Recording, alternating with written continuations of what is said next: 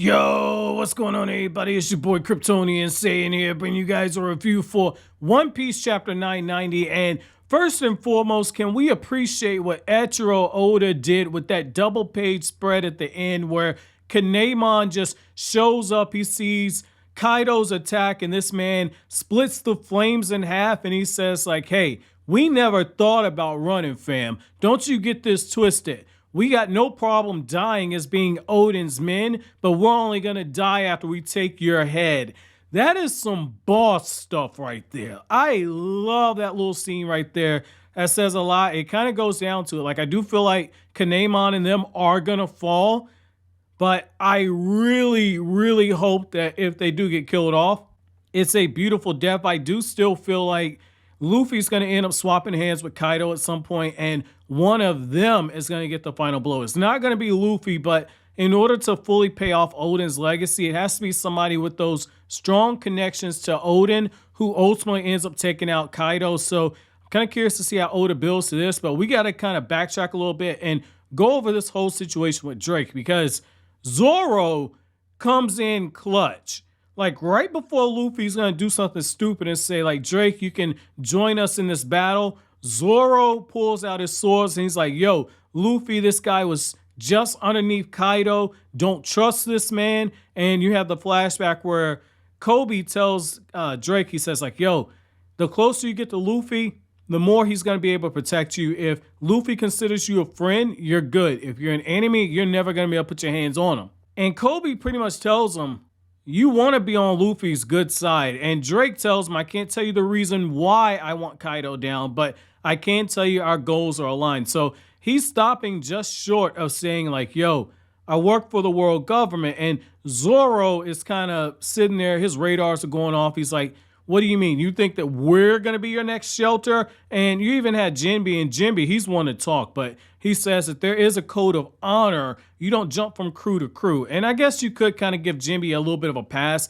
given the circumstances of how he ended up having to work under Big Mom and all that. So I can kind of give Jinbe a pass, but I do like the fact that even Jinbe's like, yo, you're a rat, this don't smell right. And when Luffy says, sure, you can be on our side, everybody looks over at Luffy and says, you big dummy. So I've been calling him Luffy a big legend, or Luffy you young legend. Well, we gotta look at him and say, is this Luffy a big dummy?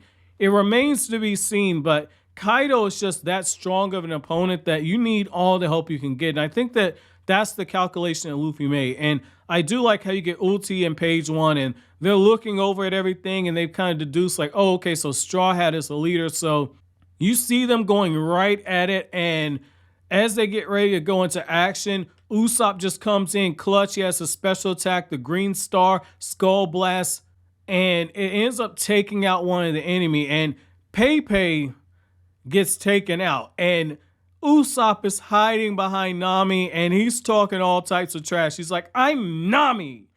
My favorite kind of pest control is getting rid of lizards, and I hope you're ready for this. And at first, when I saw that I'm Nami, I was like, yo, whoa.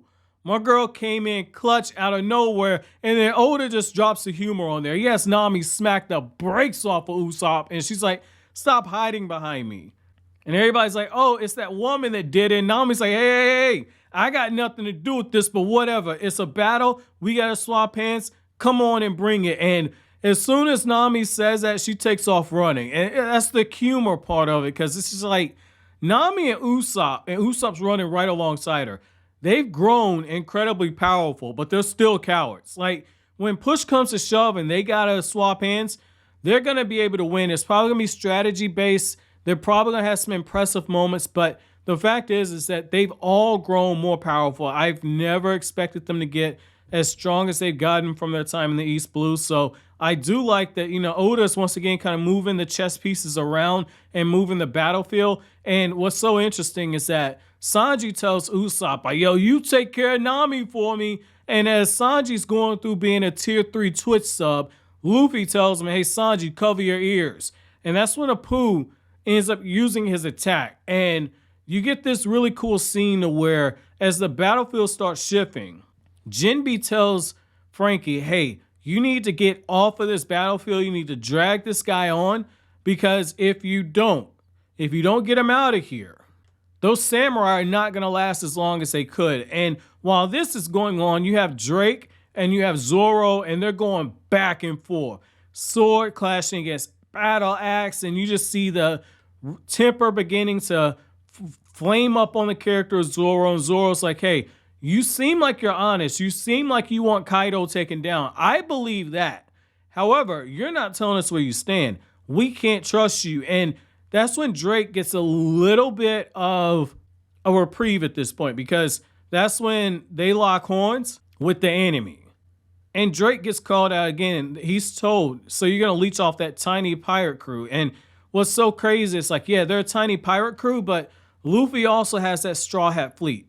He has that Straw Hat fleet that is just kind of sitting out there. And I think that they're probably going to end up flanking on the way to Wano. I think that that's probably where Oda's kind of taking this. But you see Zoro and Drake, they team up. And as the battles begin to rage on, that's when you get this really cool shot of Kaidou, and he's going up against Kinemon, and you see Jack get bodied by the minks. And he's basically saying, like, look, there's no problem, there's no issue with you falling in battle against people these strong. You're not weak. They're just that powerful. And Kaidou says, like, hey, you did well to keep them in check. Good job. However, those mink warriors will fall here. They can run, they can perish, they can run and dread it. I'm about to take them out like Thanos took out the Avengers. And that's when Kinemon shows up, and Kinemon stares this man down, says, I'm grateful to the minks for the time that they bought us, this opportunity that they gave us.